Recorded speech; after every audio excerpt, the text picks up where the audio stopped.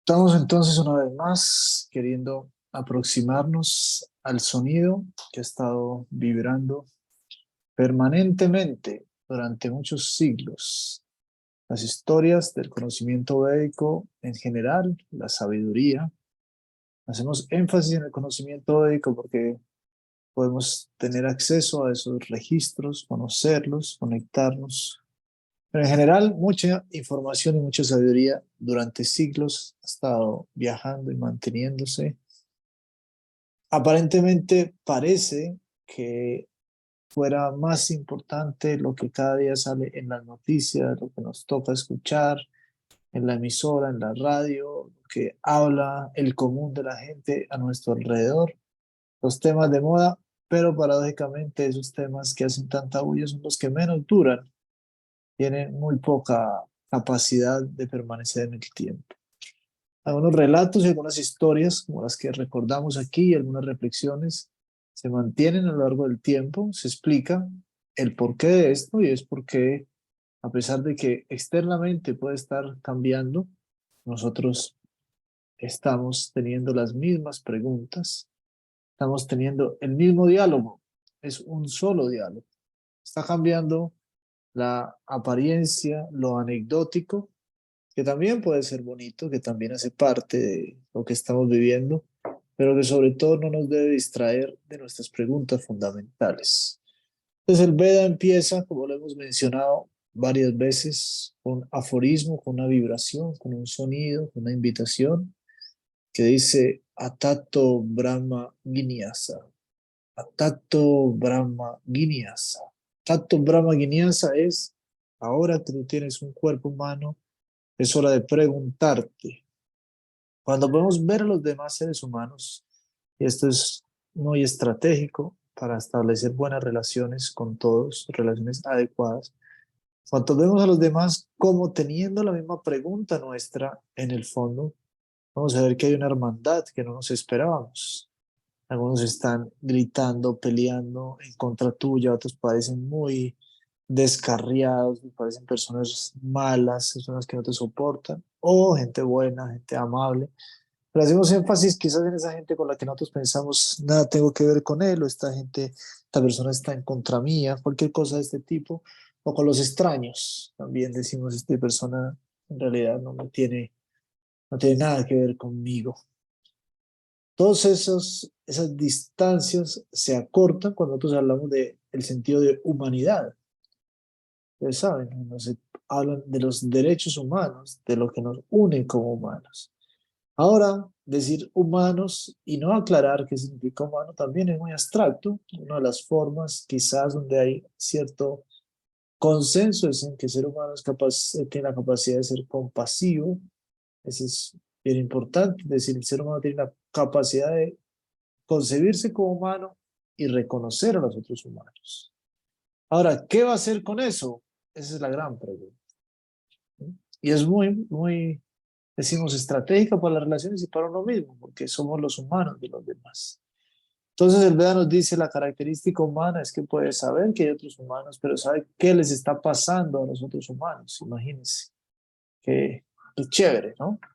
Entonces, si voy a leer la mente, uy, ese es un poder que da el yoga, vamos a meterme esto en el yoga para aprender a leer la mente, a ver qué hace la otra gente. Y sí, el yoga te enseña a leer la mente de los demás. ¿Sabes qué hay en la mente de los demás? En la mente de los demás hay Atato Brahma Guinness. Una pregunta, un deseo de saber acerca de su existencia, acerca de su felicidad. Entonces tú puedes decir a esta persona, sí, quizás muy equivocada o quizás muy extraña a lo que yo conozco, a lo que yo sé, a lo que a mí me gusta, pero su pregunta es la misma mía. Está queriendo también ser feliz, tratando de esforzarse. Ahora, el yoga dice, bueno, esto a partir de este momento, o en la misma medida en que nosotros reconocemos que todos estamos llevando esa búsqueda, nos podemos entender con los pilares y con los principios de una indagación honesta. Y la indagación honesta, todos la hemos escuchado muchas veces, porque la hemos experimentado también, no estamos hablando aquí de nada raro, hemos experimentado que existe lo aparente y lo real, lo superficial y lo esencial. En todo, nosotros vamos a ver en los empaques, en todo lo que vemos en cualquier vitrina, en nosotros mismos, cuando estamos actuando, estamos haciendo algún papel, estamos manifestando algunas apariencias, pero sabemos que detrás de las apariencias hay unas causas reales. Entonces, es de sabiduría popular, es muy común, ustedes me dirán, pero esto ya lo sabemos, profesor, existen las apariencias, las cosas no son lo que parecen. Ahora, lo que hay que hacer, y esto sí es la noticia, lo que se nos pide del yoga es que tenemos que volvernos fieles.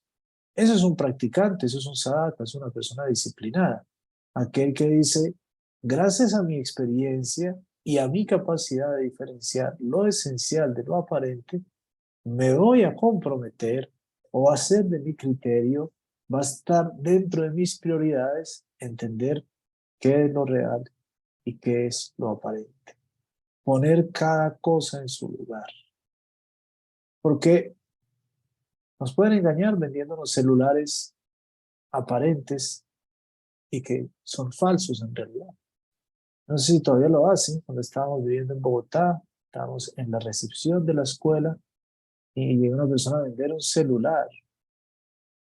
Y maravilloso celular, funcionaba muy bien y manifestaba las funciones y tal, y muy barato. Y cuando era muy barato, pues es sospechoso que fuera tan barato, pero lo veía y lo administraba bien. Tenía, tenía todas las funciones, podríamos decir. Y la que estaba atendiendo ahí en la escuela decidió comprarlo. El señor se fue, el vendedor, y al rato las funciones dejaron de manifestarse. No sabemos qué tipo de magia hizo, pero alguien después conocedor de celulares lo abrió y se dio cuenta que era demasiado hechizo. Muy mal. Pero nos pueden vender celulares malos, estamos propensos a eso. Uno a veces piensa, ¿por qué me engañaron a mí? Estamos sujetos al engaño, dicen los yogis. No te preocupes, te puede pasar. Tus ojos pueden ver no correctamente, puedes tener un momento de descuido, pues, no sé, hay gente demasiado experta, puedes estar en un lugar vulnerable al engaño. Prácticamente pon atención hasta donde puedas, pero también relájate con ello, en todo sentido. A veces la gente, por ejemplo, cuando es desengañada por otra gente, quisiera que le diera una fórmula. No quisiera muchas veces eso. Debe la fórmula del no engaño, debe la fórmula de no equivocar. De hecho, ahora está muy famoso las famosas red flags, banderita roja o green flags. Dice, no, no, no, banderita roja, banderita roja. Los indicios de que por aquí no es. Porque la gente quiere decir, uy, no, no, no, no, quiero saber antes de que no me engañen. Pero ahora sí, todo eso es muy relativo, muy cambiante. Nos podemos esforzar todos a la vez en las redes sociales en establecer las red flags, pero no nos vamos a volver inmunes al engaño. Ahora, el punto es, el que sí podemos salir es del autoengaño. Importante, el autoengaño es solamente perder de vista, perder la disciplina de comprometernos con lo que es esencial frente a lo que es aparente. Y este ejercicio nadie lo puede hacer por nosotros. ¿Qué es lo que realmente estás pidiendo? ¿De qué se trata? ¿En qué espacios puedes ser felices? ¿Y de qué está hecho todo el entablado de las cosas que te mienten? Hay un poema zen muy lindo, siempre me gusta repetirlo y recordarlo. Habla de un sabio que había alcanzado la iluminación. ¿Y cómo alcanzó la iluminación? Él dice, yo alcancé la iluminación todos los días hablando conmigo mismo. Y entonces él decía, ¿y qué se dice usted a sí mismo? Entonces dice que el sabio se decía a sí mismo, maestro. Y se contestaba a sí mismo, sí, maestro. Le decía, serénate. Y el otro decía, sí, maestro. Después decía, y sobre todo, no te dejes confundir de los demás. Sí, maestro. Y así se ilumina. siendo disciplinado con el criterio que tenía acerca de lo que verdaderamente estaba buscando. Y nosotros en el yoga nos dice, tu trabajo, tu práctica va a ser para darte cuenta del la capacidad interna. Repito, externamente es otra cosa. A eso no quisiera que el yoga lo mejorara externamente. Y también, pero hasta cierto punto. No hablamos del yoga, usted dice, voy a tener un buen cuerpo, sí, voy a tener una más concentración, sí, voy a tener más agilidad, sí. Pero es que un profesor honesto, al poco tiempo debe decir a los estudiantes, sí, vas a tener un mejor cuerpo, pero sobre todo vas a darte cuenta que ese cuerpo no te va a durar siempre. Si no, no estaría siendo honesto. Si no, estaríamos simplemente hablando de la nueva corriente fitness, la nueva corriente de bienestar. Y efectivamente el yoga, cuando ustedes si lo quieren situar, el mundo está ordenado, lo han ordenado en todas las categorías. En la categoría del que el mundo ordena el yoga lo pone en la categoría fitness. Efectivamente, buen vivir. Y sí, el yoga trae buen vivir, no estamos en contra de eso para nada, por Dios. Pero sobre todo el buen vivir es un vivir con sabiduría, con saber cuáles son los criterios. Entonces el yoga dice, tu felicidad externa tiene un límite y no está garantizada. ¿Y por qué no está garantizada? Porque no necesita estar garantizada. ¿Cómo que no necesita estar garantizada? Entonces el mundo está mal hecho, ¿no? El mundo está mostrándote una felicidad superior a la que tú concibes externamente.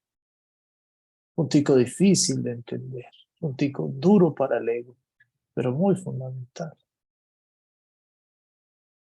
O que el mundo se acomode a mi capricho, o que yo madure y me doy cuenta de que la versión de felicidad que tenía todavía era incompleta. Difícil de entender, porque todavía somos niños en ese aspecto. Y podemos pensar en los niños dicen, ¿por qué yo no puedo tener las cosas que quiero? Yo recuerdo, a mí me da vergüenza de joven y de niño, yo siempre pensaba, yo cuando sea grande voy a tener más dinero.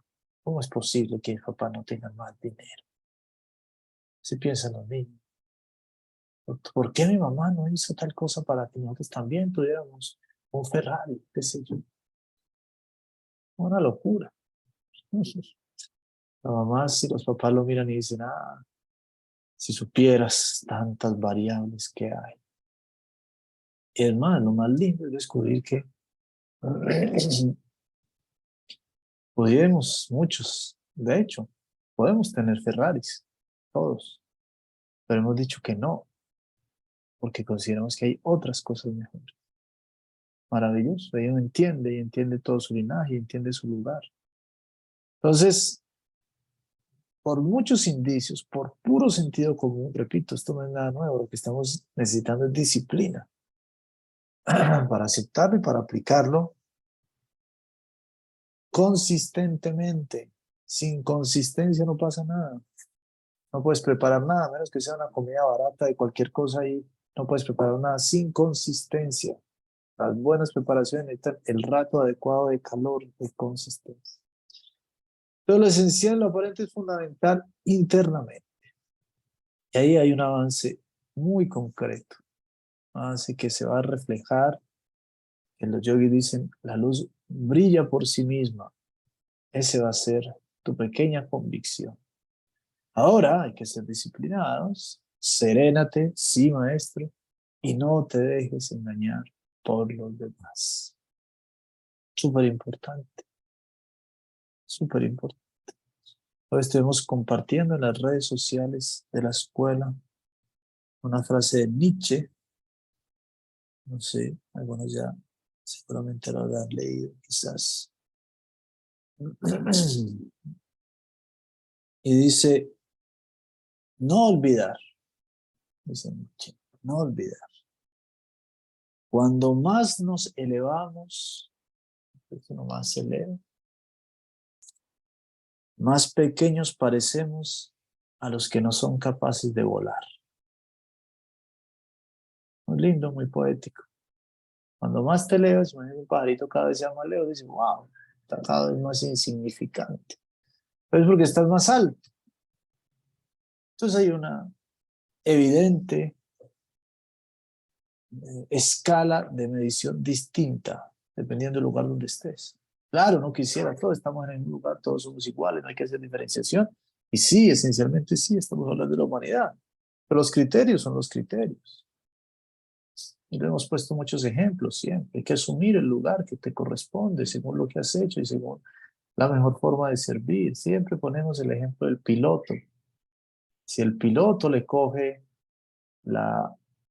pica el bicho de la inclusión, mal picado, la inclusión es muy necesaria, pero a veces se disfraza de cualquier cosa. Si al piloto o a la piloto del avión la coge el bicho de la inclusión, de momento dice, pero ¿yo por qué tengo que manejar este avión? Todos deberían manejar este avión, el que quiera. Puede hacer una encuesta democrática para que el que quiera venga y maneje el avión. Un desastre total. Entonces, ¿cuándo y cómo hacerlo? Y nuestro proceso va a dar unos resultados y nos va a hacer sentir un contraste en los criterios de aquella gente que no ha tomado un proceso que va a ser distinto al nuestro. Y evidentemente también lo podemos decir, el común denominador está hacia otro lugar. ¿Por qué? Porque podemos ver las noticias, la locura. No sé si les conté, en estos días vi una gente, porque hablamos de eso. Había una feria de zapatos, una feria de tenis. Oh my God, yo quedé loco. Cuando yo estaba más joven, les cuento, en Colombia no había pasado una cosa que se llama la apertura económica. Entonces, conseguir tenis de Estados Unidos era muy difícil. Habían los tenis nacionales, que eran Croydon, y otras cosas así, otras marcas. Y los tenis de otro país era como que, oh my God. Y bueno, uno crece así, que los Nike, que los Reebok, que no sé qué. Ahora todo el mundo tiene eso y ahora los falsifican muy bien, todo hay que decirlo. Pero lo que me di cuenta con esta feria de los zapatos es que eso se ha vuelto demasiado loco. Ya le tienen la ultra referencia de no sé qué año. Es una cosa loca. Entonces yo decía, valen 300.000, 500.000, 1.000.000, 2.000.000. Habían zapatos en la feria de 12 millones de pesos. Oh my God. Pero eran felices, o sea, no era como que no diga como que esta gente está loca, no, ellos eran como que estos son los dedos y todos eran como que, wow, wow, o sea, era como, por Dios.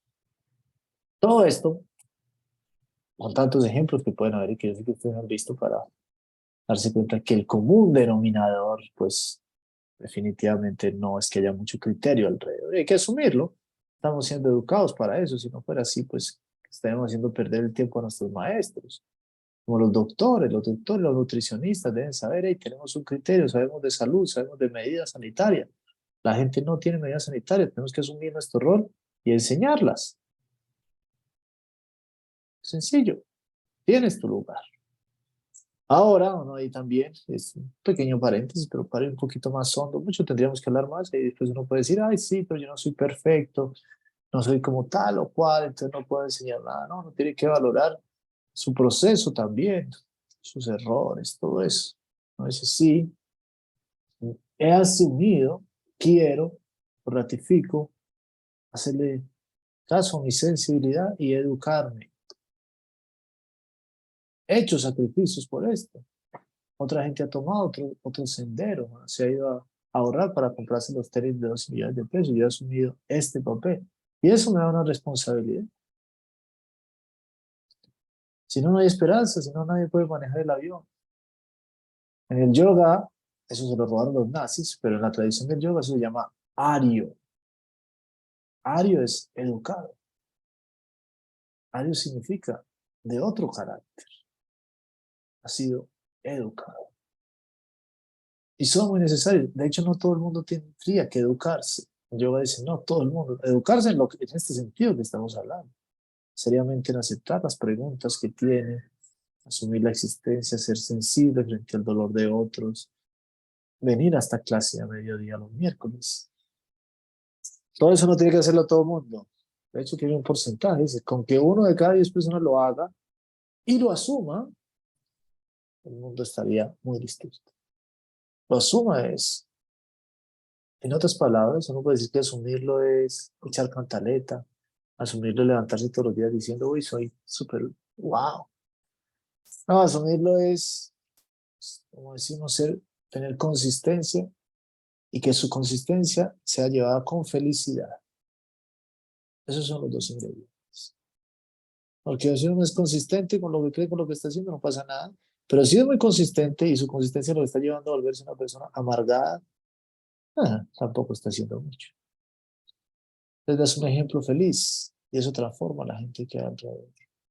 No es fácil, no es fácil. Estamos hablando aquí a la hora del té, pero que quede claro lo que tenemos que hacer. Esta esencia y esta no esencia a la que tenemos que comprometernos está muy repetida y enseñada en un episodio dentro de la historia del Mahabharata. Mahabharata es el libro más importante de la tradición de la India, entre el que se encuentra el Bhagavad Gita, con muchas traducciones, muchas polémicas, bueno, de todo. El Mahabharata es una historia muy linda. El Mahabharata ustedes han escuchado otras veces que hemos hablado, es una guerra. El Bhagavad Gita habla de una guerra. La guerra es entre unos primos, los mandos del los pándavas, que son los que conocen y entienden acerca del sendero, del deber, de la espiritualidad, y del otro lado los kurus, que son los ambiciosos, que son egoístas, que no sirven mucho. Entonces, dentro de los pándavas está el famoso Arjuna, y dentro de los kurus está el famoso Duryodhana. Bueno, los pándavas son famosos todos, Arjuna es uno de ellos. El mayor es Yudhishthira, pero no vamos a hablar de Yudhishthira hoy, estamos hablando de Arjuna del lado de los pándavas, de los que están con el deber. Y de los que no están con el deber están los Kurus, Duryodhana. Y va a empezar la guerra entre ellos. Y resulta que ellos eran muy importante en esta guerra los aliados. ¿Y cómo son los aliados? Dicen que ellos estaban rodeados de muchos reyes, que todos eran muy buenos. Y decir, ¿por qué eran tan buenos? Ellos eran tan afectuosos que ellos a la persona que les pedía que se uniera a ellos en la guerra se iban a decirle que sí, no eran muy dadivosos. Entonces era muy importante saber quién era el primero que llegaba. Entonces había como una carrera. Por un lado, Arjuna buscando llegar rápido donde ciertos reyes para decirles, únanse a nosotros en el bando. Y por otro lado, Duryodhana buscando a los reyes diciéndole, únanse a nosotros en esta guerra. Por diferentes situaciones, bueno, primero querían ir, uno de esos reyes muy importantes era justamente Krishna, querían que se unieran cada bando, pero por diferentes situaciones Arjuna no logra llegar rápido y llega primero Duryodhana. Y eso es un desastre, porque el que tenga a Krishna de aliado, pues iba a ser bastante importante. Krishna iba a representar no solamente la justicia y el dharma, no solamente la fuerza, iba a representar la devoción, el cariño, el valor de la amistad, el compromiso, la lealtad, el juego, muchos otros valores que dicen son los que a la hora final iban a llevar a que la guerra se fuera para un lado o para el otro. ¿Qué tanto, no solamente qué tanto valor en términos de valentía tiene una persona, eso es importante también, pero sino dentro de ese valor, qué tipo de sustancia lo forma, ¿sí? Puede ser muy valiente, supuestamente, pero en realidad no tiene valentía, sino que es bruto, ¿sí? Entonces tienes que saber, un buen guerrero es valiente, pero aparte está armado de paciencia, aparte está armado de estrategia de guerra, tantas otras cosas, había que entrar a mirar, así en general, cada ser humano. Ahora dice que cada ser humano tiene estas cualidades, pero lo más importante es la devoción, la capacidad de dejar que su corazón exprese todo el potencial, cosa que no es tan sencilla, pero ahí lo hemos estado hablando. Entonces Krishna representaba esto, que tuviera a Krishna de su lado era muy importante, pero Duryodhana llegó primero y después llegó Arjuna. Y todos los que eran secretarios de Krishna miraban a Arjuna y le decían, no, pero Arjuna, ¿cómo puedes descuidar esta llegada aquí? Es tan importante que llegaras rápido, llegas tarde, no puede ser. Arjuna sí, dice, fue mi error, ¿qué vamos a hacer? Iban a pasar donde Krishna, pero Krishna estaba dormido. Ellos dijeron, igual queremos pasar, esperamos a que se despierte. Y pasaron a la habitación donde estaba Krishna. Resulta que al lado de la cabecera había una silla muy linda, la silla donde se sienta el visitante principal. Y Duryodhana fue directamente a sentarse en esa silla. Y Arjuna se quedó a los pies de Krishna. Y ahí hay una disposición importante. Los dos querían agradar a Krishna. Uno se va a ocupar junto a su cabeza, así que de igual a igual, y otro se queda en sus pies. Así que esa estrategia es una muestra de humildad de Arjuna, que le funcionó muy bien, porque Krishna se levantó y hizo fue mirar hacia el frente, hacia sus pies, y al primero que vio fue Arjuna. No miró hacia el lado. Entonces el hecho de haberse situado humildemente a los pies de Krishna le dio una ventaja, pero, Duryodhana había llegado primero. Entonces Krishna se levantó y dijo, uy, Arjuna, qué lindo verte, ¿qué te trae por aquí? Y Arjuna le hizo señas que miraba para el lado, miraba a Duryodhana y dijo, oh, Duryodhana, tú también estás por aquí, ¿a qué han venido? Yo ya sabía que habían venido, pero quería que lo expresara. Entonces Duryodhana de una vez habló para que Arjuna no se le adelantara y dijo, yo llegué primero. Yo soy el que va a hablar primero y va a darte la razón y a pedirte lo que te he venido a pedir porque yo llegué primero. Krishna le dijo, ¿y qué es lo que vienes a pedir? Yo quiero pedir, pues, que estés con nosotros en la guerra. Krishna le dijo, qué interesante, imagino que Arjuna también viene a pedir lo mismo. Dijo, sí, también viene a pedir lo mismo. Y Duryodhana dice, pero yo llegué primero. Y Krishna dice, no, pero es que hay un problema. Tú llegaste primero, pero el primero que yo dije Arjuna. Dijo, ah, bueno, entonces estamos empatados, ¿ahora qué vamos a hacer? Pues Krishna dijo, no, el que es menor, elige. Arjuna era menor. Entonces, dos quieren lo mismo, dos personas quieren lo mismo, o que hay algo parecido, entonces dice que es menor. Dice, pero elegir qué? Dice, no, pero no, vamos, yo no quiero que ninguno de los dos se quede sin nada. Yo los voy a poner a elegir, no solamente a mí o sin mí.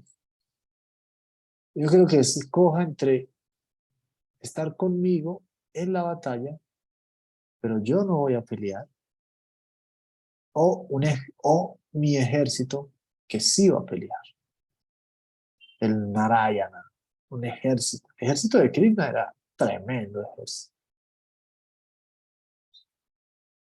Entonces Arjuna escoge, ¿me quieres a mí sin intervenir en la guerra, sin disparar flechas, o quieres a mi ejército? Arjuna no lo dudó, en muestra de su devoción, y dijo, quiero a Krishna. Duryodhana se puso muy feliz y dijo, uy, Arjuna sí es loco.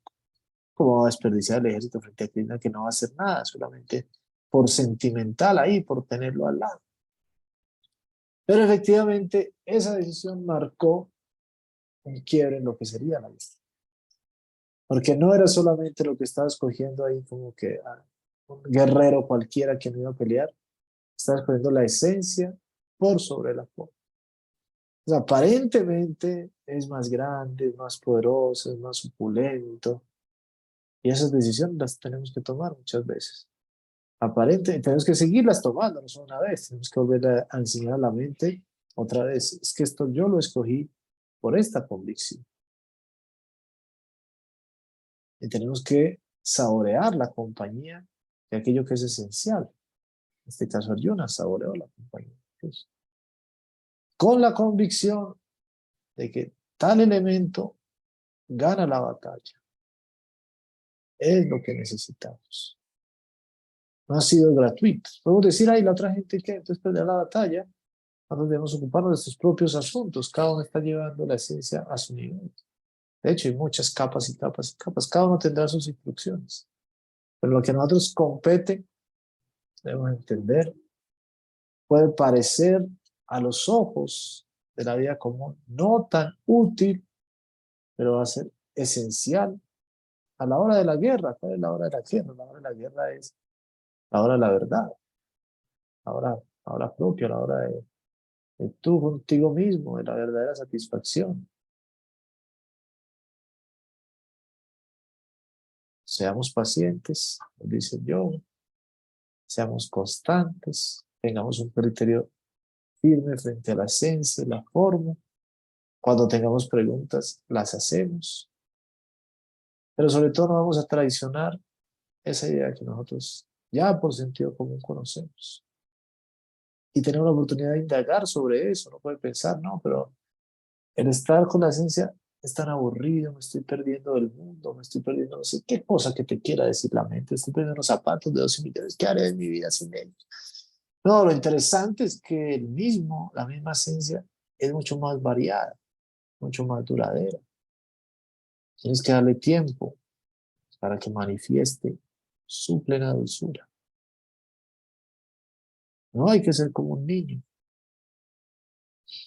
Uno de los pilares importantes que los psicólogos han encontrado a los niños se llama posponer el placer. Y hay que aprenderlo entre los 5 y los 10 años. Si no, te vuelves una personita bastante problemática. Significa que lo primero y lo aparente no va a ser lo mejor. Con dar un poco de tiempo va a llegar el placer también, va a llegar mejor, más maduro, más profundo. Esta es la regla general. Vamos a fallar en aplicarla 300 veces, pero vamos a ir aprendiendo poco a poco a aplicarla bien hasta que se haga sólido nuestro carácter. El tiempo está de nuestro lado, porque el tiempo muestra las esencias. Aliémonos con el tiempo y dejémonos ayudar, que no es tampoco una guerra en solitario. Entonces invocamos todas las buenas fuerzas para que esto pase para nosotros, para nuestra familia, para lo que nos toca, para lo que viene, y nos seguimos encontrando. Hari, Hari.